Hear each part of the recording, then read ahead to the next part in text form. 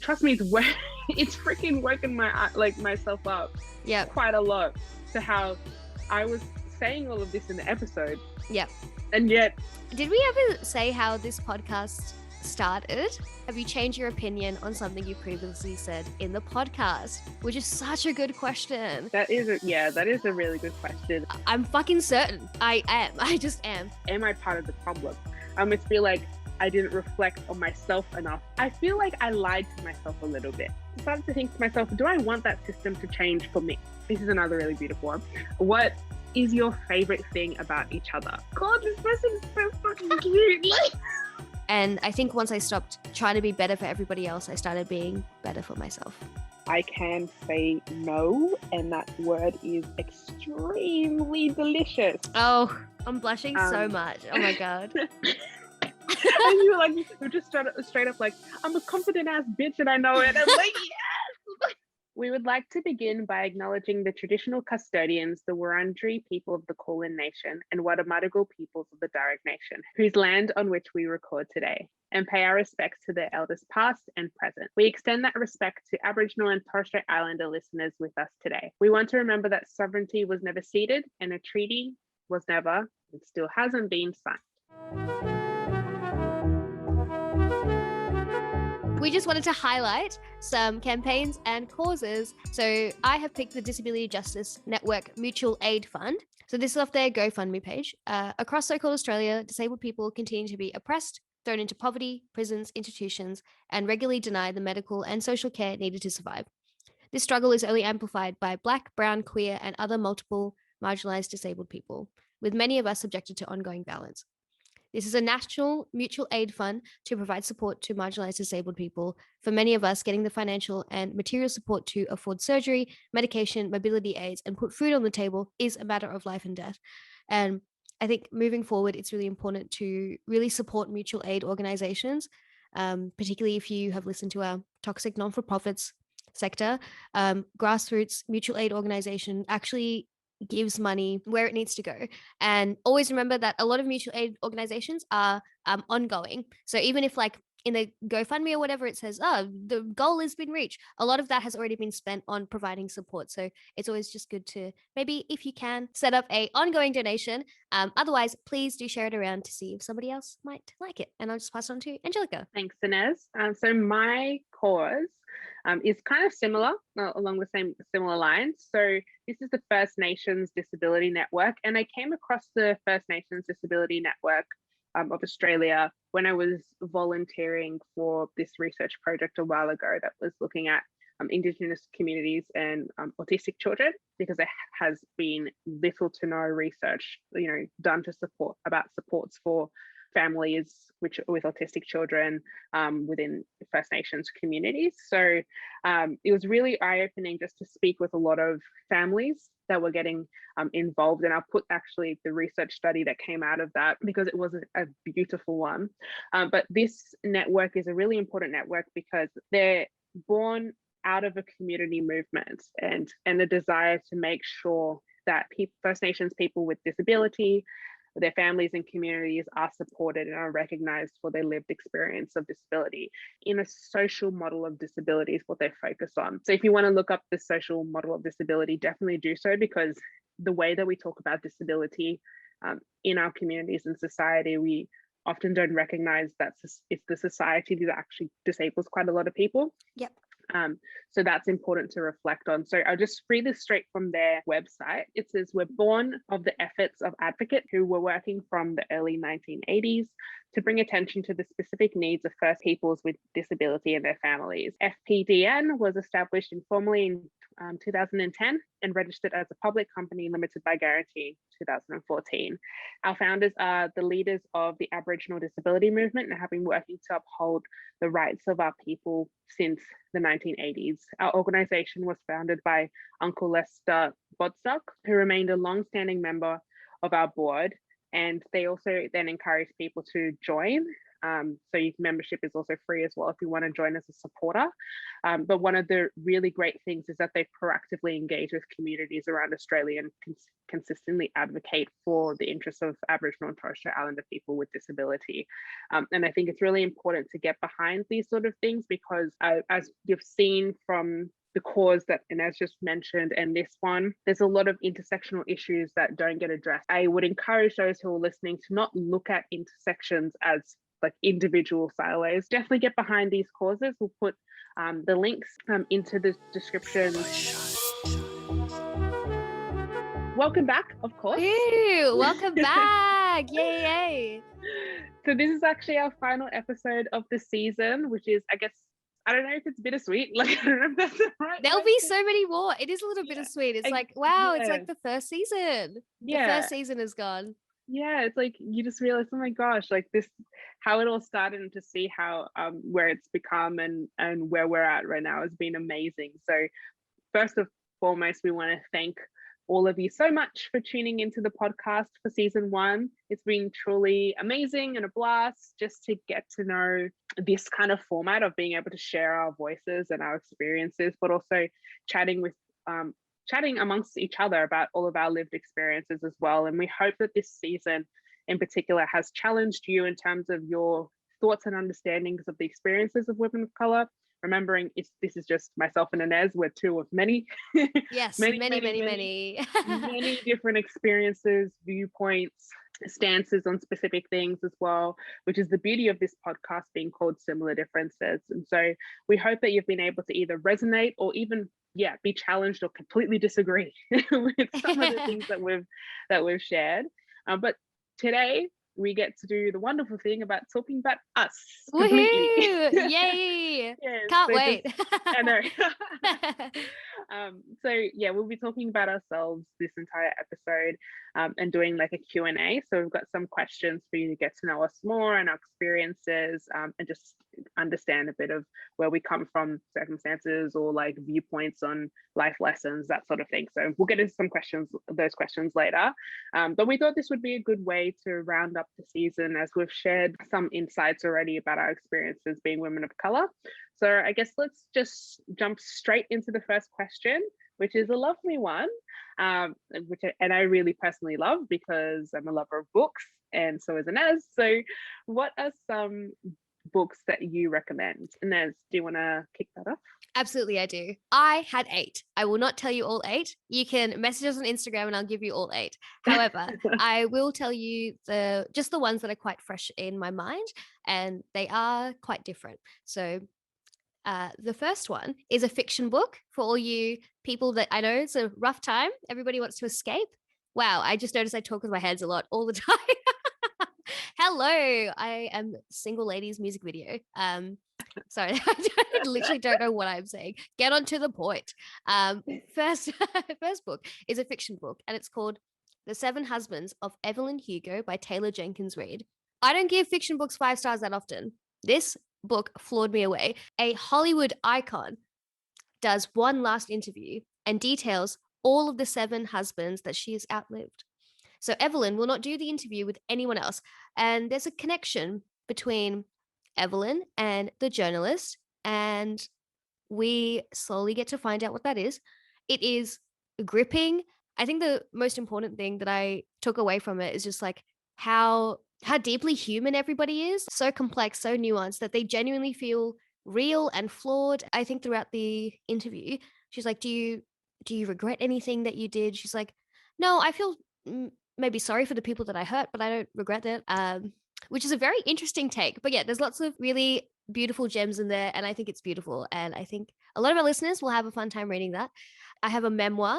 Might be the most beautiful and impactful book I have ever read. I know it's a big call, I know, but I'm fucking certain I am. I just am. Chanel's writing is impeccable. It's poetic. It's devastating.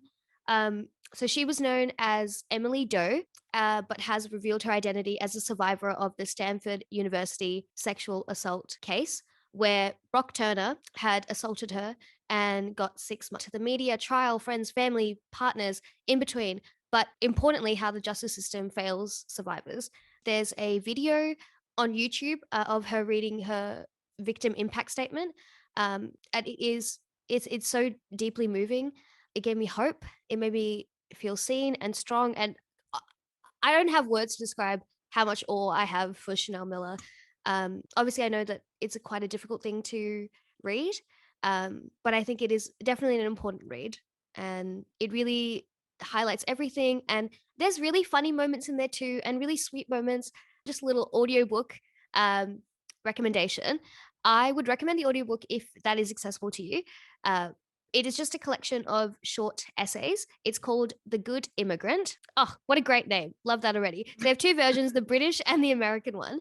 It is edited by Nikesh Shukla, and I think it has like 21 authors. So each essay is narrated by each author in the audiobook, which is really lovely because you can hear all of their beautiful jazzy tones in it. So there's Black authors, there's Asian authors, and other minority ethnic voices in Britain. And The Good Immigrant basically explores, why immigrants come to the UK, why they stay, what it means to be the other, what it means to not really feel accepted. And there's so much diversity across like ethnicities and race, but also in experiences and the stories. Like some of the stories are like poetic, some of them are just hilarious and feel like a stand-up routine. And I think it's just like good to like pick up and put down. And yeah, it just sparked a lot of conversations in me, made me laugh and cry and everything in between. But those are my three that I highly recommend. I also have others, but I won't go through them now. But you can DM us and I will absolutely send you them. What do you have, Angelica? I also had to like keep mine short. Like initially when I was just thinking of what I'd put for this question, I was like, let me list them all down. I was like, hang on, we're not going to be able to finish this episode if we just keep talking about books.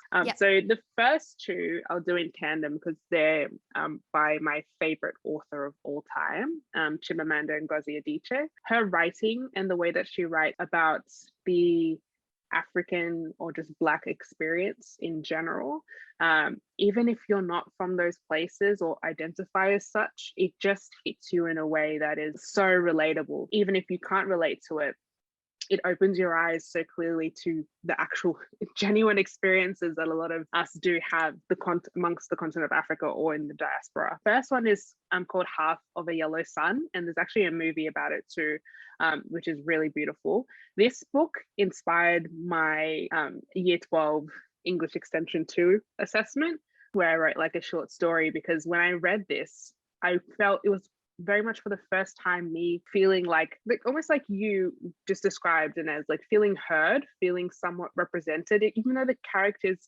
aren't necessarily myself. I could just see my family in them. Yeah.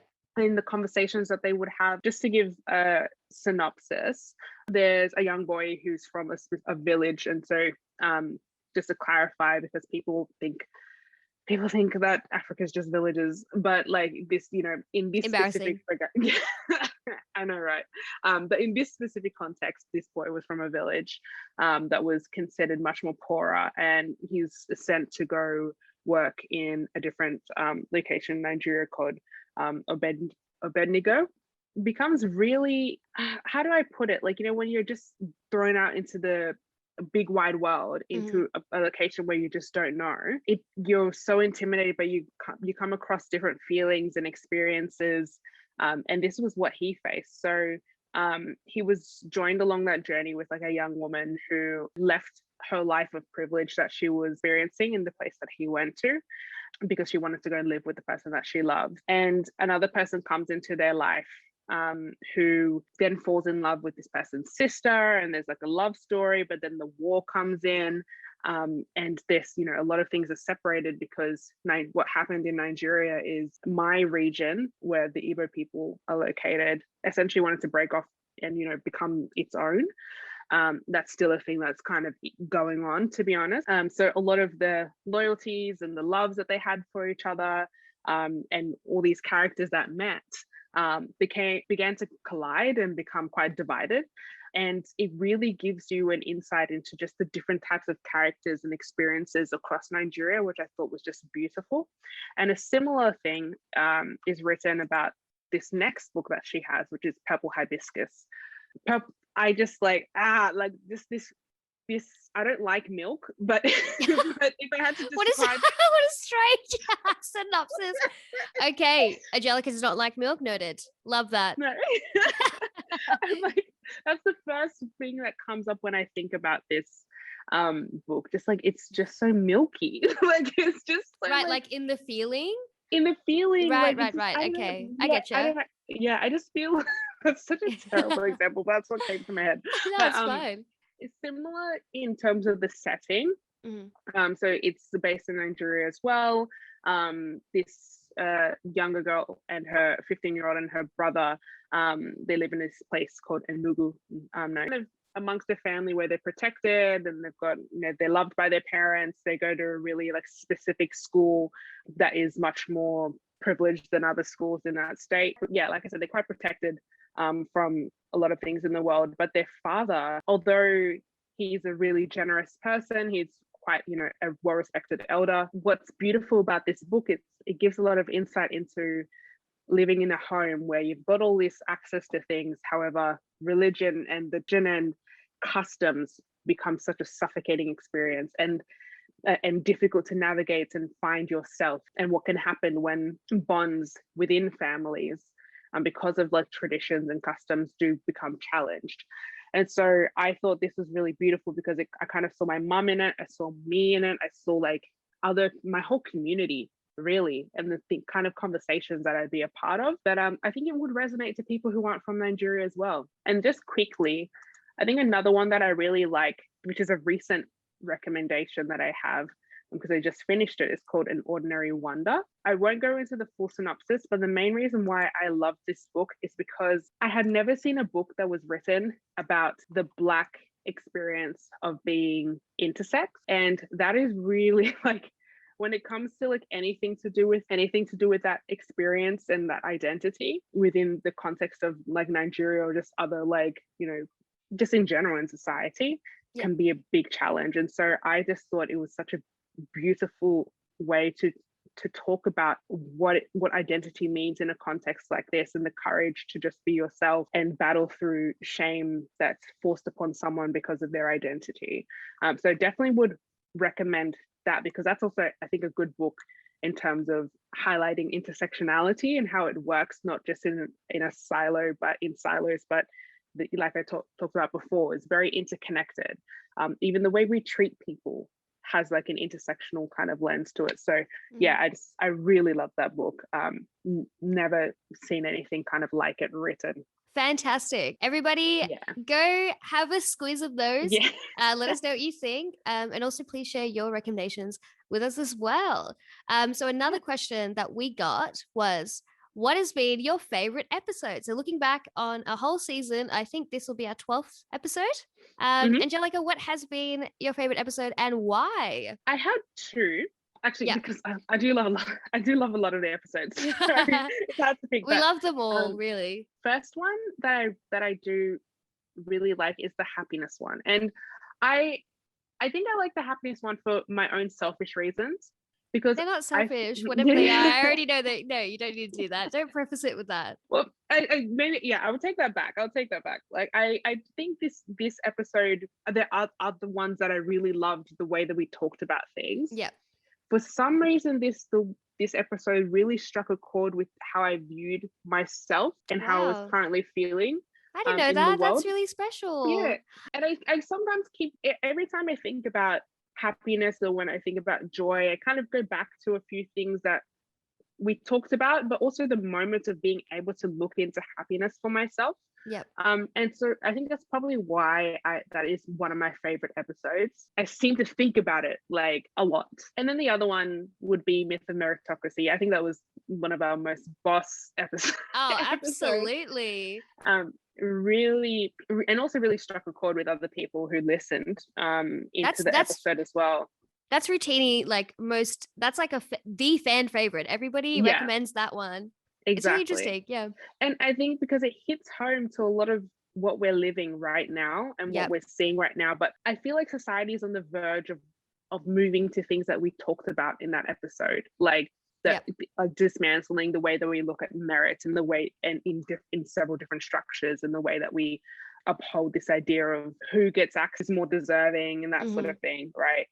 And so I think that's why that's also one of my favorite episodes, because like honestly, and even like in my field or fields and areas that I'm trying to go into, or like that I have passions about, I think about my active role in perpetuating this myth. Trust me, it's freaking working myself up quite a lot, to how I was saying all of this in the episode, and yet like living in such a different way. And I think that's sometimes, it, again, goes back to the beauty of this podcast. Even ourselves can be so different, like what we voice can be so different to what we are actually living. When I had that thought, I'm like, shit. But you, Anaz? Oh, I think for me, my number one favorite episode is our very first episode. I know that's a little corny. It is not. I just think because, did we ever say how this podcast started? I actually don't think we went into I don't think we did. It. It was really, really cute. I think me and Angelica, our friendship slowly grew, maybe out of frustration for mutual entities. And we would just end up having phone conversations, and they would just naturally just last for like 3 or 4 hours. And they were so special to me. And they were just like, I think Angelica just like allowed for just space for all the feelings that I had. I really valued that. And I never, took it for granted. And it was so special to me. But what is funny is that we were both on like Instagram. I think we'd been doing this for a few months, and then we were just chatting on Instagram, and I was like, "Do you want to start a podcast?" And we both said this. We both said it at the same time, like in the same messages. And I don't think we had ever talked about it really before then. We literally had the exact same thought at the exact same time. And I'm like, well, now we have to do it. And we spent ages looking at like different names. And I always had similar differences in my back pocket. I was like, I'm going to use this for something. That's what we came up with. Breaking up with Australia, I think, is really special to me because it really helped shape my identity. Riz Ahmed's A Long Goodbye definitely did. It helped me understand that a lot of the issues that I have been having, my brother and my mother have all been having for the entirety of living in Australia, and definitely in other, Western countries, they impact us, and Riz put them in ways that I had never heard before. And that kind of representation struck my heart and made me realize I had a lot of internalized racism to deal with, that I was running away from myself a lot. And it just means the whole world. And to be able to speak to Angelica about like similar feelings, similar different feelings, bingo bango, that will just hold such a special place in my heart. And we got to record our first episode of this new venture, and we didn't know like what it would do, or if anybody would even listen. And I feel like we were just like, not that we're not passionate now, I think we are in every episode, but I think that first episode we were like, oh my god, we have so much to say. I think the feeling of that episode just like really is so beautiful.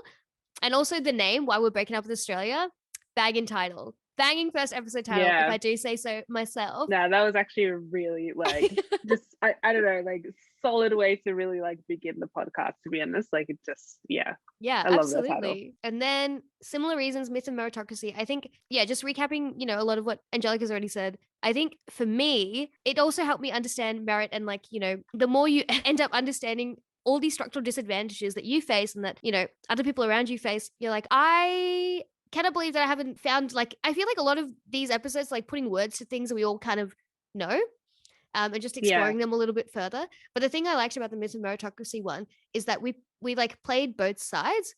Like we were like, okay, well, how does this work for people who are already privileged? And it's just like putting out the argument that it doesn't work for anybody. And very lastly, my favorite episode was Toxic Non-for-Profits. I have been wanting to record that episode for God knows how long.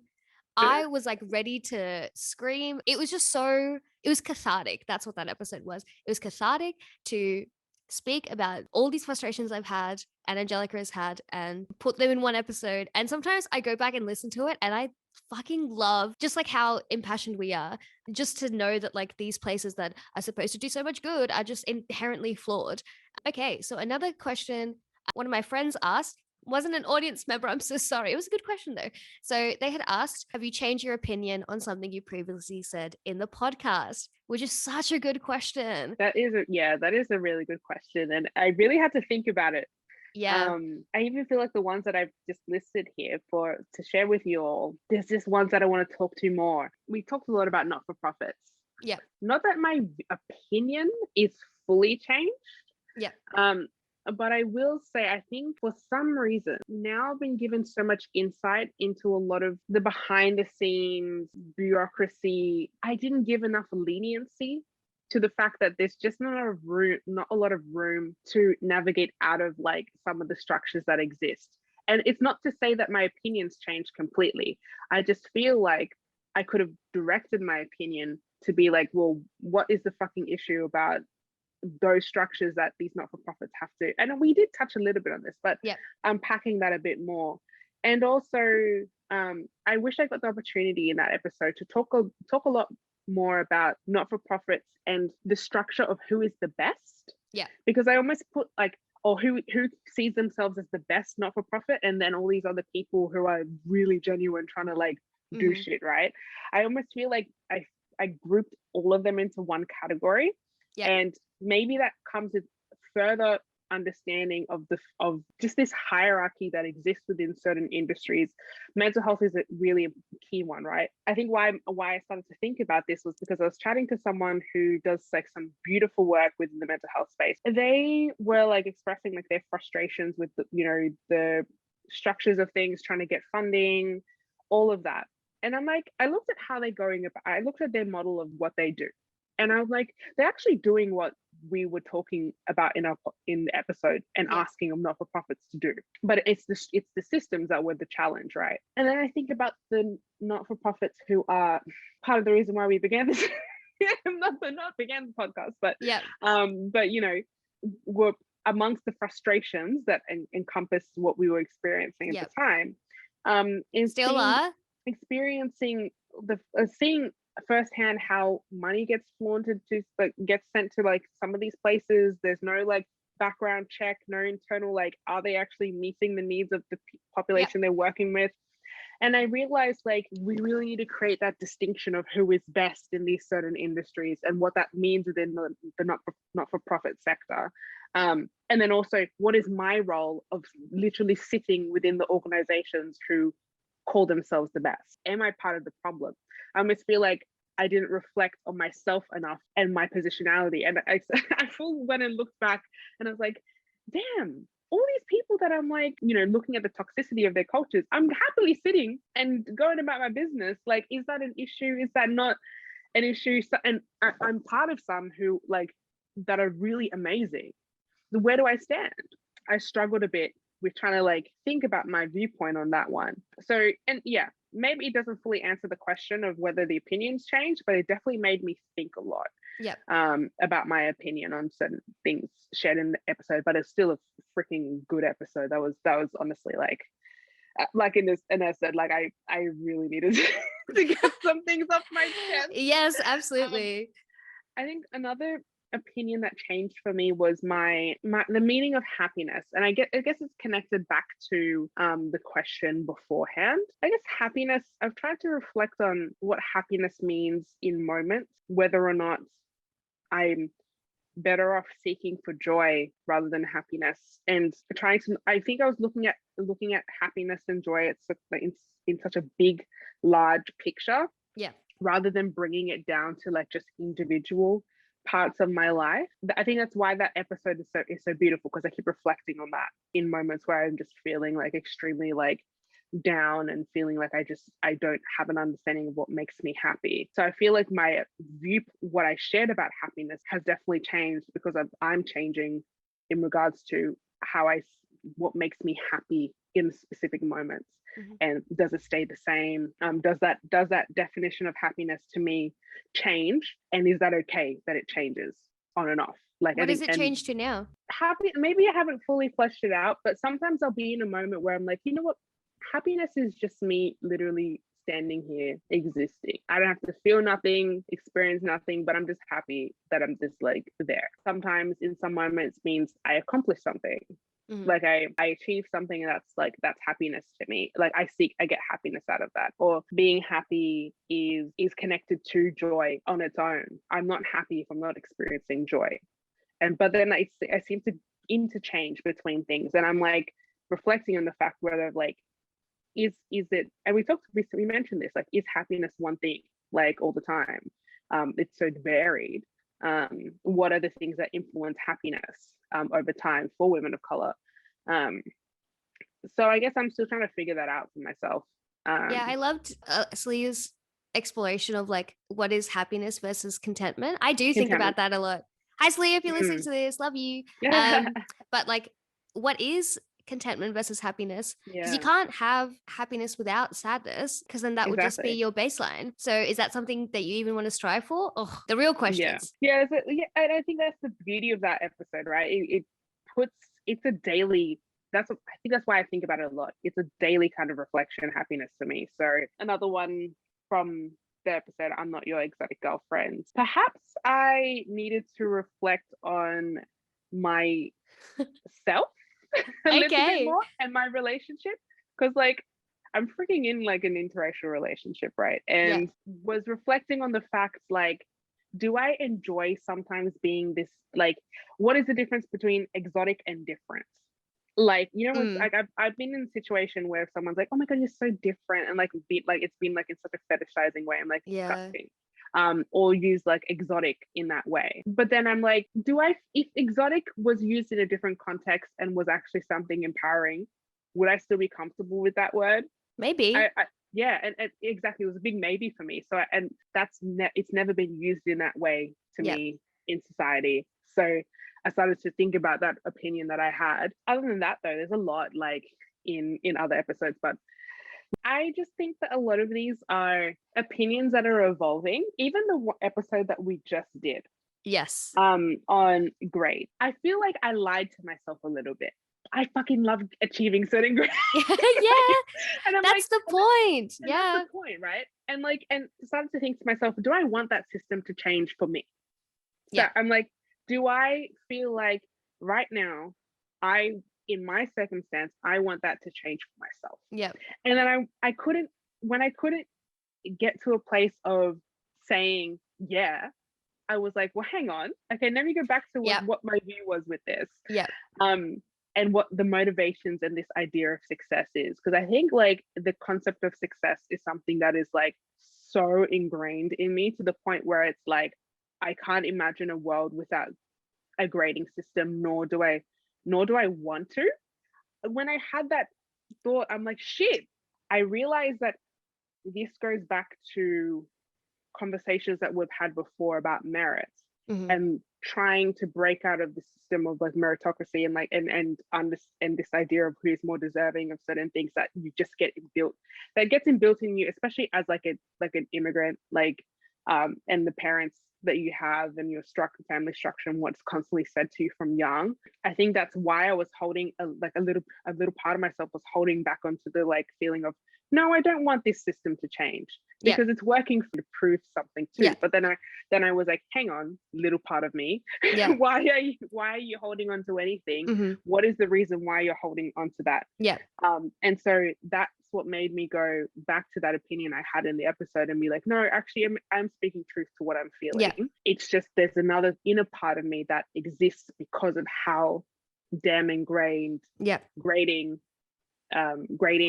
being deserving, being successful, being able to achieve something, what that's been defined for me. And I haven't, when you look at the span of my 23 years of life, probably only in the last two have I reflected on Yeah. this challenge of the grading system. And the other 21 years have been people, society telling me that that system is okay. So like, Hmm. how do you break away from such a long time? I mean, not that I was being told that in the womb, but like, you know what I mean? Yeah. Like, so, Absolutely. yeah, so I think that was reflecting on that quite a bit. I was also reflecting and I was thinking, because I remember distinctively saying, what the hell is a grade ever achieved? Which I think is a very blanket statement and Mm, is not necessarily fair. The root cause of why grade matters so much is because it's and impacts our self-esteem and our social Exactly. standing, and a very quantifiable way that other people can tell you that you're worthy. And Yeah. if I could have found that in other ways in the educational system, like increase like community support or really individualized feedback, just have like sitting down with the teacher, even if it's just like a pass, but having a teacher like detail and like sit with you and spend that quality time with you, that would also still feel really good, you know? Yeah. I think you bring up a really and an experience that I reflected on, which was how I even got into uni in the first place. Yeah. And I actually don't even know if I remember if I did mention this in one of our episodes. But anyway, how I got into uni wasn't based off my numbers. Like I got into uni before HSC, so New South Wales would do this higher school certificate. I applied for this early entry program that I saw super last minute, like literally the day before it closed. And I was like, I don't know what psychology is, but let me just put Nice. psychology. And I saw it on the list, and I'm like, oh, that looks all right. And I was looking for anything that would kind of lead me to like physio, because that's what I wanted to do at the time. Yeah. And so I applied, and all they were looking for was really like, they were like, oh yeah, we look at your like year 11 results, but the main thing is to look at what you do, like, or just who you are as a person and engagement in the community. And that could look different for different people. Mm-hmm. Like I literally put as one of my points in the application that I'm like the older sister of so many siblings. That to me is me like literally being like some form of leader to some degree. Yeah, absolutely. And I remember like writing that down, and like, but I just appreciated the opportunity to be able to describe myself, and was really amazed at that someone would think of me worthy to be in a university based of just me sharing a bit about myself, my story, my life, all the things that I'm doing that make me happy. And that itself comes with some level of privilege. But then I know that other people who applied who don't really don't do like the like big hurrah of everything in high school, still got into the courses that they wanted. It was beautiful because it looked beyond numbers there. And I reflected on why that made me so happy at the moment. And actually it was quite emotional when I came onto my uni campus the first time, because I honestly thought I wasn't going to get into uni, because that year was insanely difficult for my family, and I had given up hope on HSC. I was like, I don't care. And when I got in, and when I went to visit the campus, because we got invited to the campus in year 12, those who were selected, and the day I found out that I was selected, I was like on the floor crying, and no one knew what the hell I was crying for. I'm like, y'all won't believe this. But little old me got into uni, and I'm like, oh, that's so special. Yeah. And I reflect on the fact that it wasn't grades that was being focused on. Yeah. And if that had not happened, not to say that I wouldn't have came to uni a different way, but like all I'm saying is that this idea that it has to be this numerical thing to get you to, because I did shit in year 11. So like I don't know like whatever number they were basing that off, like it also didn't matter. But like coming into uni, knowing that that's how I came into uni feels quite special to me, and is a big indicator of why we need to look at other methods of how we grade, or how we like encourage people to do better, to do better in a certain thing, or like to improve or to grow. Because trust me, that experience alone was the reason why I started to become the person I was in uni, and do some of the things I was doing. Absolutely, I have changed my mind.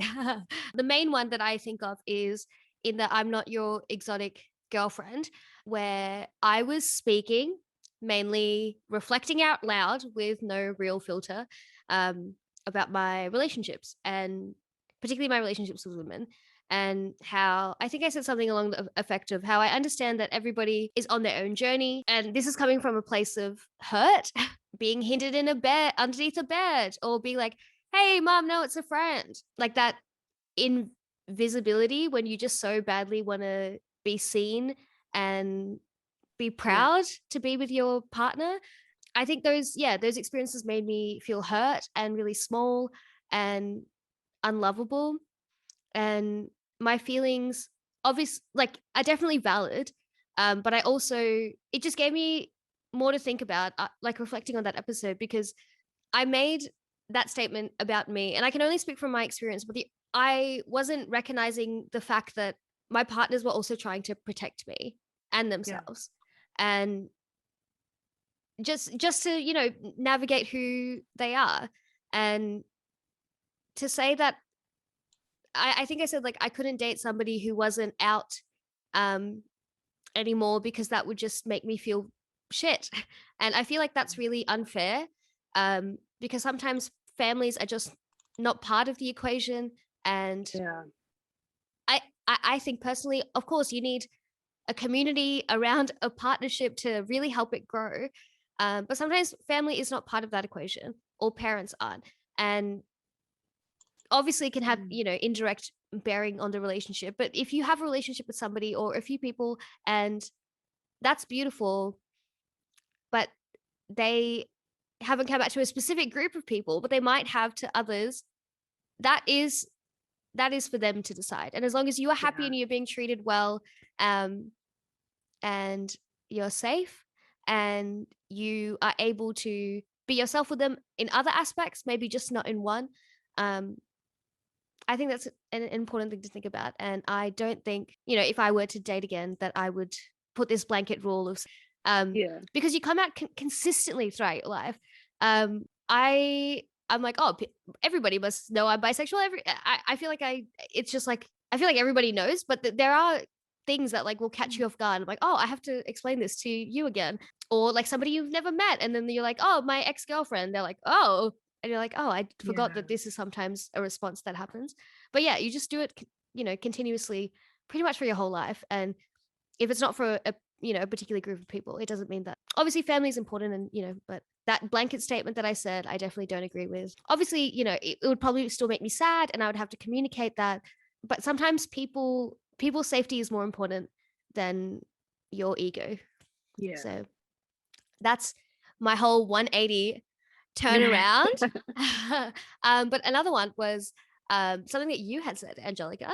I remember when we spoke about going on like friendship dates, and I was like, just go out and ask people to be friends. Take them on friend dates. What's the worst that could happen? And I remember Angelica saying, well, obviously paraphrasing, I'd love to do so much more of that, but I really have to vet people, because I have to think first, like, is this person going to be racist? Saying what's the worst that could happen isn't always just going to be a no. It could be so much worse. And you do have to care a lot about your safety. And I think all that could happen would say no, because I've had positive experiences for the most part. And to not have that nuance in that question, even though like the things that I talk about in this podcast, and it also shows that like I also am blindsided sometimes. I haven't vetted people correctly for my whole life, up until maybe 2 or 3 years ago. And that really meant that I was surrounded by people who were consistently unsafe and racist. Obviously I think shooting your friendship shot is still important, but I wish during that statement I had given more care to experiences outside of myself, and not just jumping on like, oh, this is advice that everybody can take, and also realizing that like me specifically not taking your approach has actively impacted my life as well. So that's so interesting, because like I remember when I said that, I was like, am I being too harsh on people? And No. but you realize, but you like, and that's the thing, like there's so much nuance to it, eh? So that's just so interesting to hear, like for real. Just and that's the whole purpose of this. Like, hopefully you're listening. Like the whole purpose of this podcast is, and the beauty of why the way we do it is the fact that our opinions are going to change. Like I don't understand this whole like, when people say once it's out in the media, once it's out, you can't change your, fuck off. I can change whatever the hell I want to change, right? Absolutely, you can. Whatever, and like that's just how we are as humans. I just find it so strange that we, I guess we have different opinions on the episode we just recorded and posted. So like they'll be ever changing. It's a good thing. I think with extra information, it's a beautiful thing. It means that you want to grow and you're not stuck. And you're reflecting on a deeper level, like about things that you say. Yeah. even when you've said them, like some of the things I just talked about we did last year, you know what I mean? So the next question that we have here is, this is another really beautiful one. What is your favorite thing about each other? Oh my gosh, I'm shy now. No, I literally can't wait to answer this question. But this is like, you go for your life, Angelica. No, I'm kidding.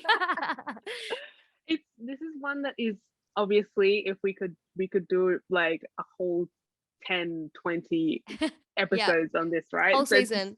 Literally, to squeeze this in is really, really hard. Everything I feel like I'm gonna say first and foremost a billion times, but not to say these are in any order anyway, but I'm blushing so much. Oh my God. I think Inez gives me she just radiates joy. Like, I don't think she may not say it for herself, but like the first thing that made me, when I first met Inez, I would this sounds so strange and sounds like this tall ass person was just staring at you like half the time during our first meeting, but I'm like, damn, this person is really just a joyful person, eh? Like, I just feel, and I like that was like the first, like, some of the first feelings I had about Inez. And I'm like, I remember you wore this one outfit the first time we met each other, and I'm like, even her clothing is joyful. What the My clothing is very joyful. Yeah. I'm like, that's so sweet. There's like this intense feeling of just and this connects to the next thing I'm going to say, is like, even when you're not feeling somewhat like joyful inside, you're real about that, right? And that, I personally feel like genuine humility and reflection, although you can, like, you know, build that realness, is so hard to see sometimes in people, just given the nature of society that we live in. Mm-hmm. And theirs is like just one of like the most, people say realness is like straightforwardness. I don't always think of it as straightforward. I just think like you just have a straight up understanding of things and you're just real about it without beating around the bush, around being also like on the fence about shit. Like, and if you are on the fence, you are real about being on the fence. Yep. Like, you know, and I think that's actually a really beautiful thing that I've been able to like see and also reflect on myself about, which is, I absolutely love that about you. No, and thank you.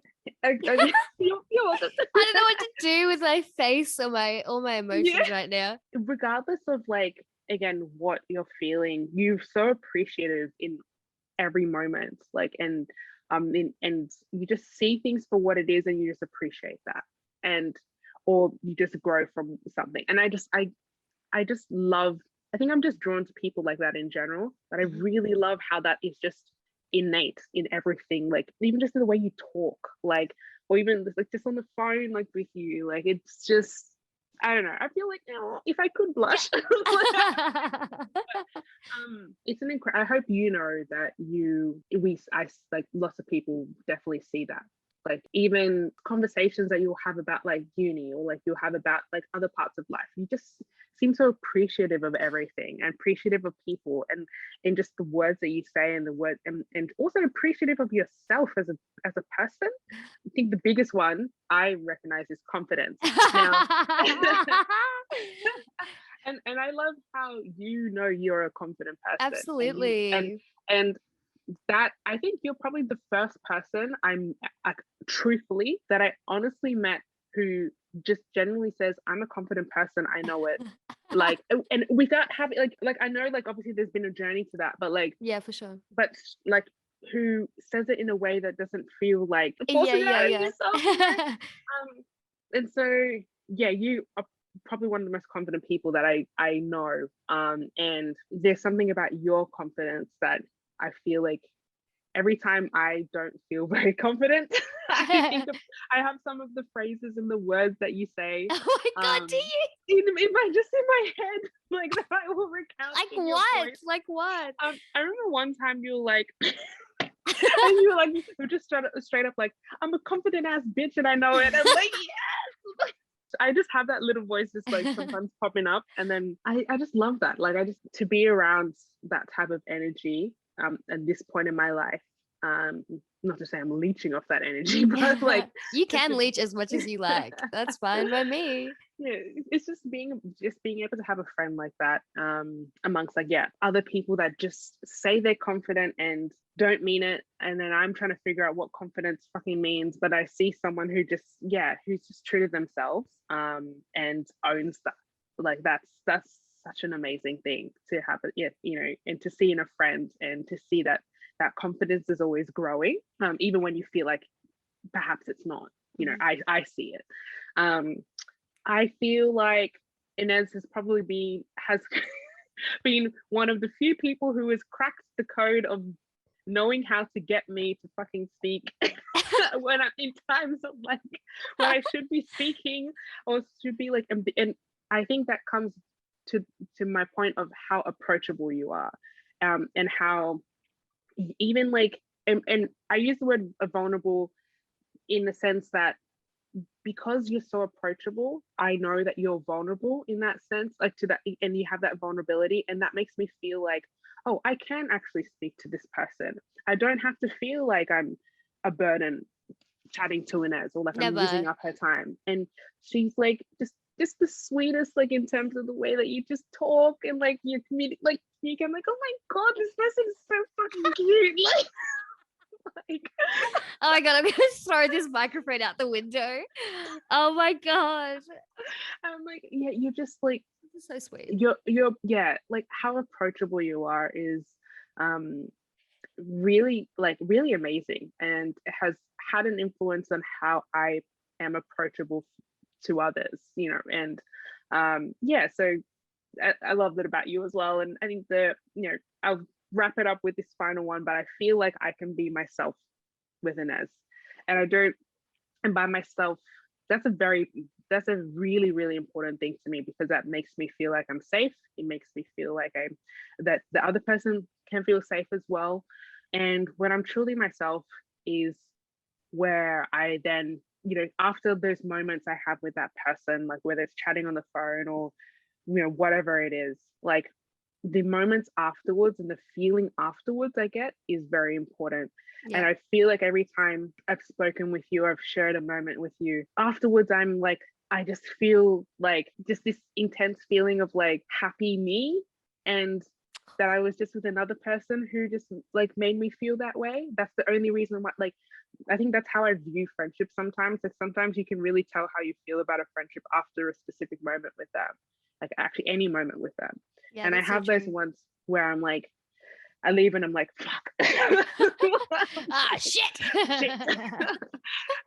Whereas that's so different with you. And I think it's a true testament to who you are as a person, how you make people feel deeply inside. So yeah, Oh my yeah, those are goodness. some of my favorite things. Oh, I wish we weren't interstate friendship duos. I know, far out. Because fuck, I've never needed a hug from you more. That was so sweet. Oh, And all of the care and thought that you put into each of those, I can tell you weren't just like, she's cool and nice. Like I can feel that you genuinely thought about all of them, and you know, spending your time doing that and reflecting on our friendship. I think it's really beautiful. And thank you yeah. for doing all of that. Now it's your turn to blush. God damn it! There's one thing that people should know is I can't deal when people talk about me. Like I actually like, you're gonna hate this. I visibly cringe. I just can't, like. But anyway, I would try my best. But yeah. Well, one of our viewers asked this, so we have to answer this question, Angelica. How dare you? No, I'm kidding. I think on a very light note to start off with, Angelica's so funny. She's so fucking funny. I feel like your humor, I feel like it's very like, you know, back and forth and we just like riffing, but then in like a normal conversation, you just catch you off guard and you're like, that's the funniest thing I've ever heard in my life. And I don't know how you do it, but it's like consistently throughout the podcast or in a phone call, like you'll just randomly say something like, I have to put this in my stand-up routine. That's insane. That's so funny. Yeah. And I think, yeah, similar things that you have also said.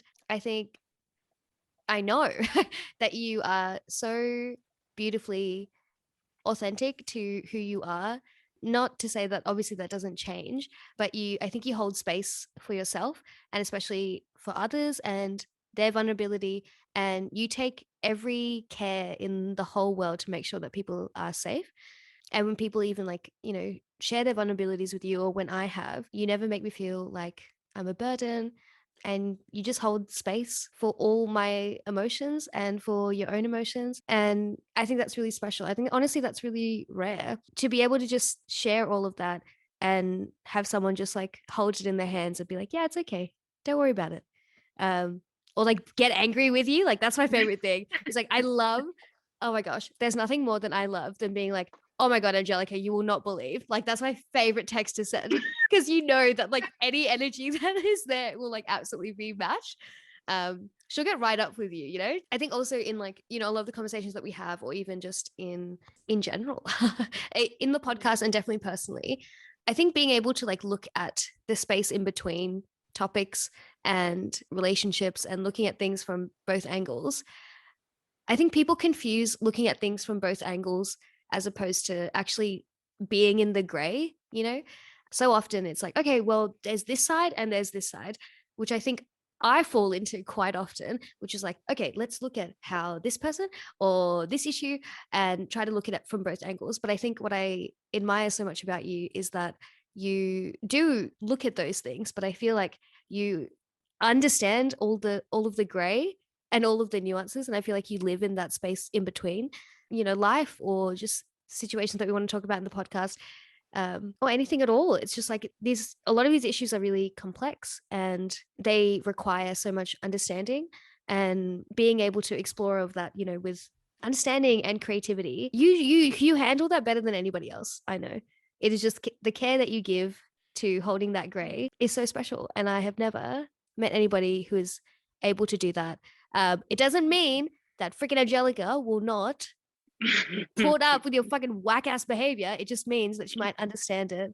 It doesn't mean that, it makes her any less passive, It's really beautiful. Oh, and she's always fucking there for you. There is, no matter what time of the day, you can message her and be like, hey, I'm not having a good day. Or you can't believe this thing that happened to me at uni. And like, no matter what she is doing, she might take a while to reply, but if you do, well-known facts about me. no, I feel like, there's like sometimes some cosmic energy or something where we can both like sense that like we both really need like a long conversation. It's never like, okay, I have to go soon. Or even if you do, it's very much like, okay, I have this amount of time, or I'll call you back later. Like, you recognize when people like need to be held, I think. And I really love that you also are starting to also do that for yourself. I love your laugh. It's so sweet. Oh my gosh. Oh, it's so cute.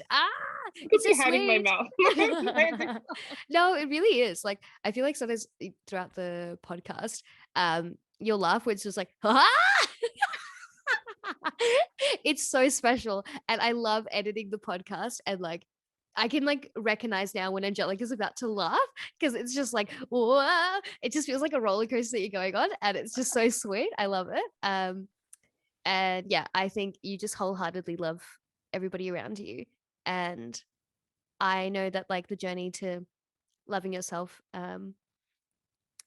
has been difficult for you. And I know that that's no easy feat, but I see that love growing for yourself every day. And I love it so much. Okay, there you go. Aren't we cute? Oh, goodness.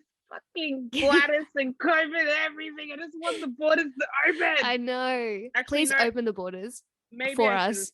Maybe I shouldn't swear in my premiere, but I'm frustrated because I just wish I wasn't in this goddamn. Yeah. Anyway. Terrible. But yeah, we love each other very much and appreciate each other.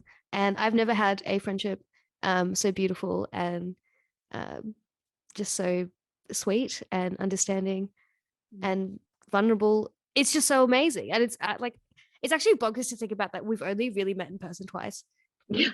I know, right? That doesn't make any sense to me. Like, you are absolutely one of my best friends, and I don't hardly see you, and that like physically, and it's just so strange to think about being able to like uphold that relationship for almost 2 years now. So we should move on before we start crying. But we had another question It says, "What brings you joy?" And it is reading, like the act of just like sitting down, having some time to yourself. I think that's really important. I've always written for my whole life, and I think reading more has also inspired me to keep writing. And now that I'm writing even more, I'm like, fuck, I remember why I've done this my whole life and why I love it so much. It is so beautiful. Music creation. Oh, I love DJing, making playlists, like being able to like curate a mood or like dictate how like a crowd is going to feel is just lovely. I think that's really special. There's nothing more that I love And than make we feel playlists. she's boss at DJing for real. Oh my god, thank Like, you for listening to my set today. I sent Angelica my first ever like recorded set that I did. oh, trust me, I was literally like, I shouldn't have been doing the moves I was doing, but like my mom was, I was telling her that my mom was so confused, watching me like just silently listening to this thing. She's like, okay. So that was just so random. Yeah, it's like a short Go 15-minute set. Yeah. Like, I'm ready, get direct to work. Yeah, similarly to that, I think I love, hosting, cooking for others, throwing a party, inviting people over, just having like that sense of community is really special to me. Definitely supporting others, not talking over them, not trying to change them, just being there for them in a way that they need. Family, friends, partners, everything in between. Long walks. Oh, get me a long walk and a good kombucha. Oh, what a beautiful evening. I constantly am talking to myself as well, so I really enjoy that. But better than that is I love dancing in my room alone and having conversations with myself. Sometimes I'll actually get into arguments with myself. There's a TikTok that I shared, and this guy was like, it's a video of like a person having a conversation with themselves at 4 a.m. It's like, you're not understanding. That's what I'm trying to explain. And it just like zooms out and it's just him talking to like a wall. And I've never felt more seen in my whole life because that's how I do. I'm like, wow. And this is really getting on my nerves today. The podcast, obviously, it's a way to explore a lot of issues that we can't really in academia or at least not safely. And then lastly, I love my disposable camera. I'm always taking little flashy photos. I love the shots you take with that thing. Like I actually love it. I look at them like, damn. They're so beautiful. I think the thing is like, this sounds like maybe quite corny. Actually, no, it's not corny.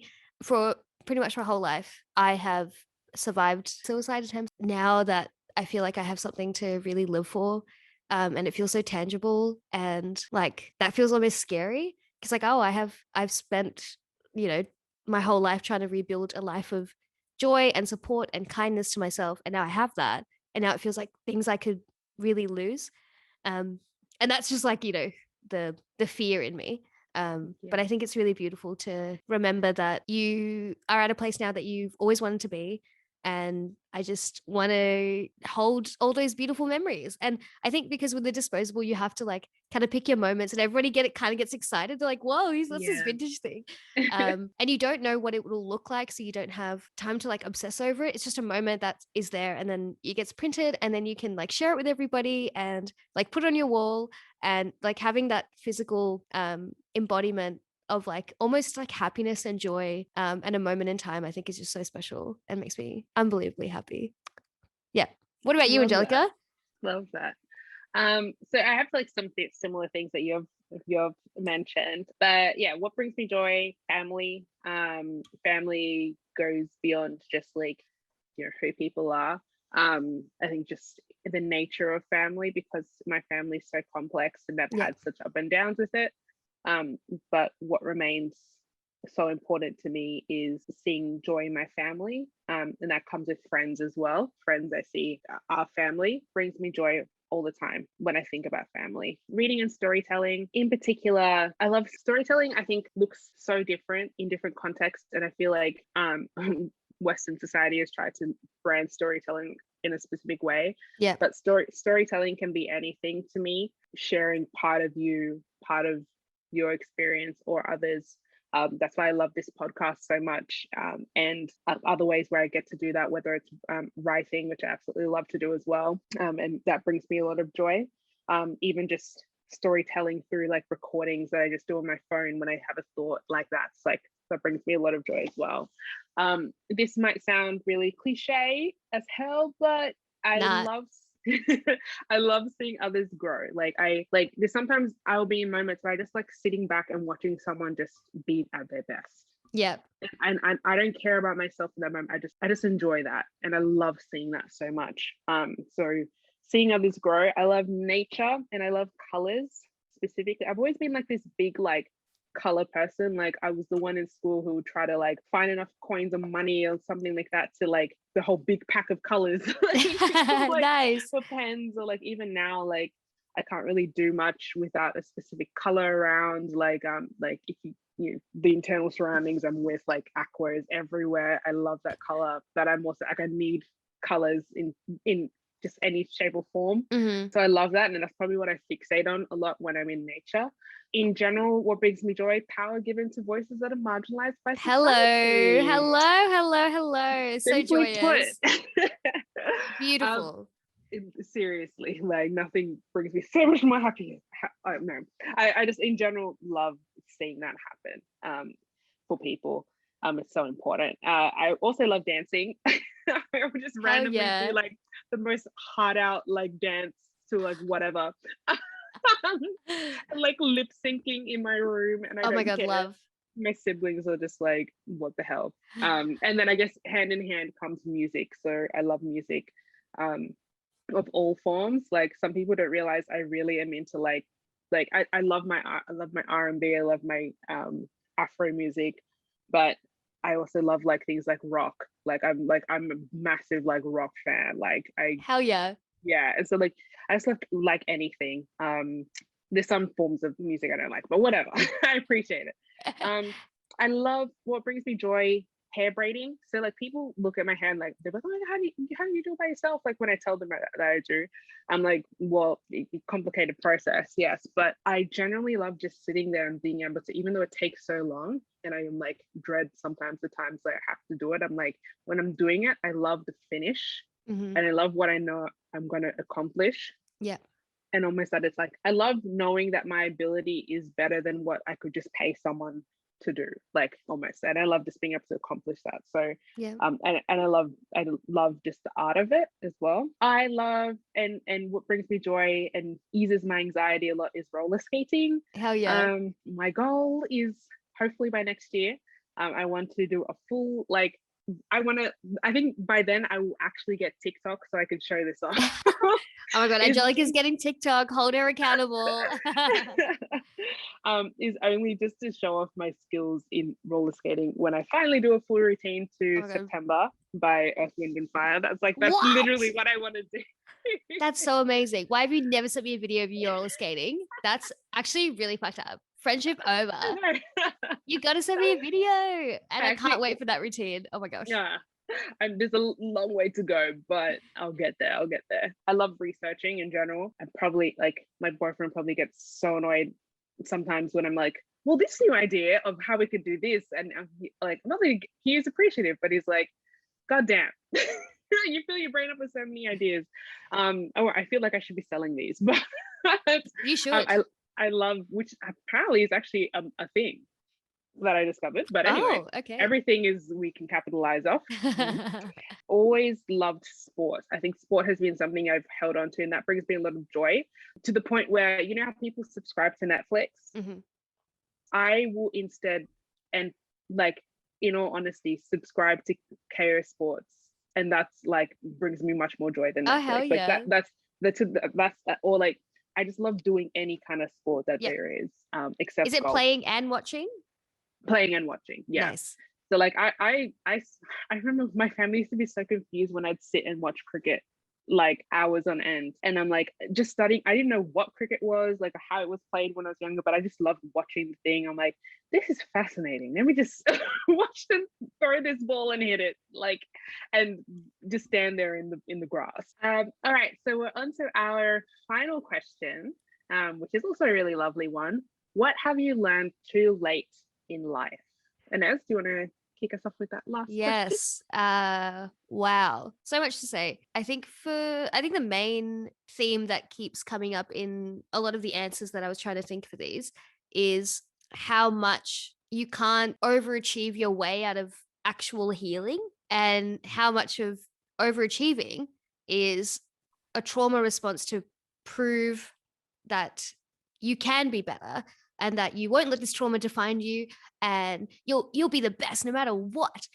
But even in like self-development ways, in interpersonal relationships, I strive so hard. I like read books about how to be a better friend, and like how to be a better partner and a better student. Like everything is like how to be a better anything in like every other aspect of my life.